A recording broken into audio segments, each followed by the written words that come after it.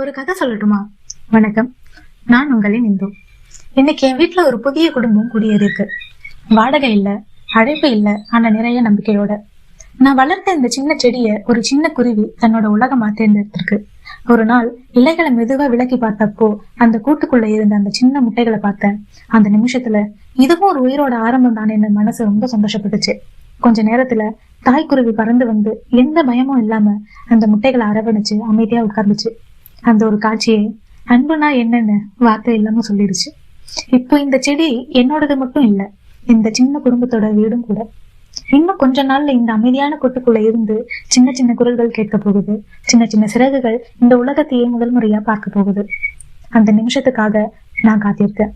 இந்த சின்ன குடும்பம் பாதுகாப்பா இருந்து அந்த குட்டி குருவிகள் முதல் முறையா பறக்கிற நாளை என் கண்களால பார்க்கணும். அதுதான் இப்போ என்னோட ஒரே ஆசை. ஒரு சின்ன செடிக்குள்ள இவ்வளவு பெரிய நம்பிக்கையோட தன்னோட வீட்டை கட்டி தன்னோட குழந்தைகளையும் பாதுகாப்பா வச்சிருக்க இந்த சின்ன குருவி. அப்படின்னா நாம தினமும் கடந்து போற சாலையோர மரங்கள்ல, நம்ம சுற்றி இருக்கிற எத்தனையோ மரங்கள்ல எத்தனை குடும்பங்கள் இப்படித்தான் தங்களுக்கான ஒரு உலகத்தை உருவாக்கி வாழ்ந்துட்டு இருக்கோம். அதனாலதான் ஒரு மரத்தை வெட்டுறதுக்கு முன்னாடியும் ஒரு கிளையை உடைக்கிறதுக்கு முன்னாடியும் அது யாரோட வீடா இருக்கலாம்னு ஒரு நிமிஷம் யோசிச்சு பாருங்களேன். தேங்க்யூ.